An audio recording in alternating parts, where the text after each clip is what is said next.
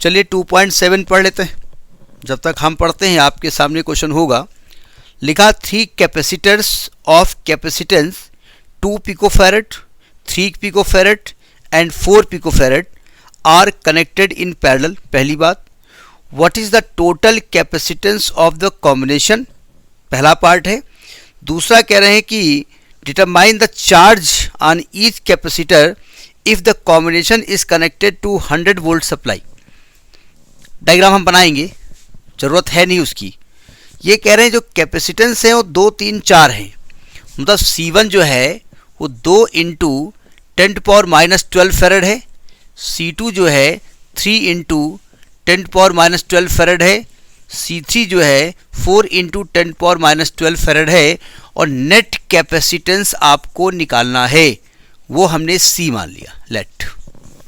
ठीक है, अब नेट कैपेसिटेंस पैरेलल के कंडीशन में क्या होता है, C is equal to C1 plus C2 plus C3, यानी कि 2 plus 3 plus 4 into 10⁻12, 4 3 7 2 9 into 10⁻12 farad या 9 पिको फैरेड। तो ये तो नेट कैपेसिटेंस हो गया पहली चीज़। ठीक है, फिर आपसे कह रहे हैं कि भाई इसको हमने 100 वोल्ट सप्लाई से किया, तो आपको बताना है कि चार्जेज ऑन इन कैपेसिटर। देखो हम जानते हैं कि जैसे ये एक कैपेसिटर है, ये कैपेसिटर है, ये कैपेसिटर है, तीनों कैपेसिटर की पहली प्लेट एक पॉइंट से जुड़ी हुई है, सही कह रहा हूँ मैं।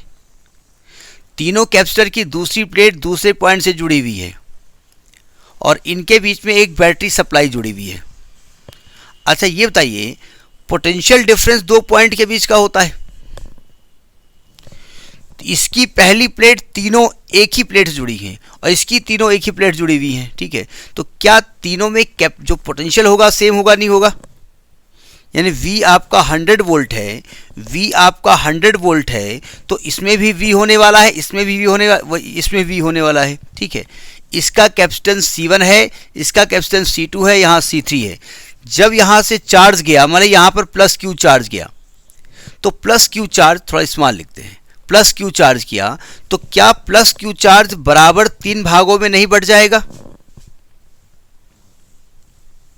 बढ़ जाएगा। यानी कि अगर आप एक रोटी लेकर के, या जो भी रोटियां आपके घर में रखी हैं, बराबर भागों में बांट दोगे, तो ये हो सकता है कि किसी का पेट भरे ना हो, कोई 2 बार लेटिन में ही बैठा रहे 2 दिन।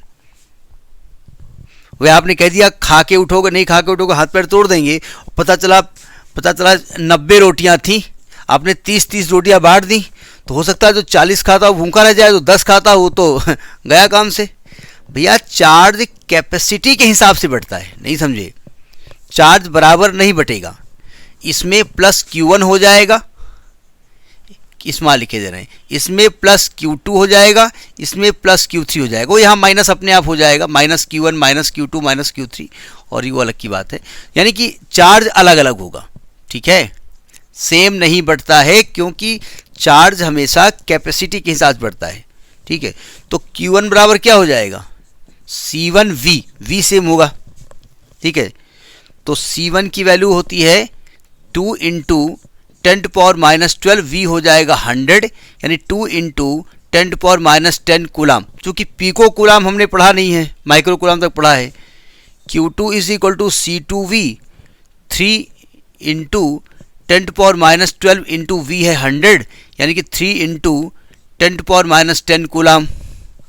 और Q3 हो जाएगा C3V, यानी कि 4 into 10⁻12 into 100 is equal to 4 into 10⁻10 coulomb. इस प्रकार से हमें तीनों प्लेट्स पर हम चार्ज निकाल लेंगे। ठीक है, यही चार्ज दिया हुआ है। वो क्वेश्चन में दम नहीं है, वो जानना चाहते हैं कि पैरेलल और सीरीज कॉम्बिनेशन में आपको चार्ज डिस्ट्रीब्यूशन और पोटेंशियल डिस्ट्रीब्यूशन की आइडिया है कि नहीं है। ठीक है, नोट करिए इसको।